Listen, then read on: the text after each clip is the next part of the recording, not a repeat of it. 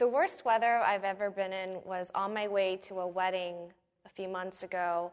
It had been raining really hard, and I have a very compact car, and it was supposed to take 15 minutes to get to the wedding, but the water was up 4 or 5 feet, and there were many times I was concerned that my car was going to float through what turned out to be a river.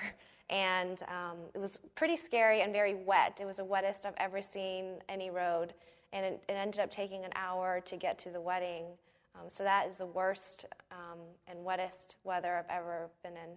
When I was traveling around Europe, when I was studying abroad, I would often get stranded in strange places like train stations or ferry boat stations, and I'd be stuck there to spend the night. And so I was in this ferry boat station in Italy one time, and I had to spend the night, and it was pouring rain and freezing cold, and I was stuck huddled underneath this little overhang all night, and it was miserable, and I was completely sopping wet until the morning.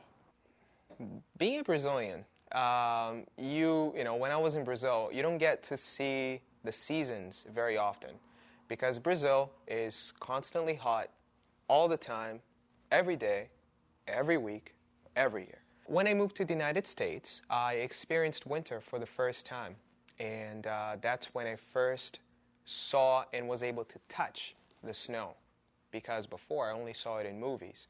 And even though it was beautiful, it was extremely cold. I had goosebumps all over my body. I had to wear at least 3 jackets. I have a lot of experience with extreme temperatures because I used to work outside for 8 to 10 hours a day.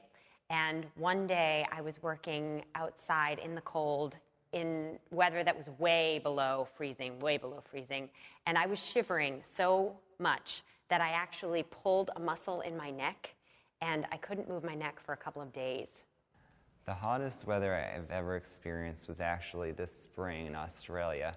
I went to the outback, which is the desert-type area there, and we had to get up very early in the morning to even try and avoid the hottest part of the day. But once we were outside for a few hours, sweat poured down my skin faster than it ever has. I felt as if I wanted to keel over, and the experience was pretty much torturous. So as soon as we could get out of that heat and get into an air-conditioned bus, we did.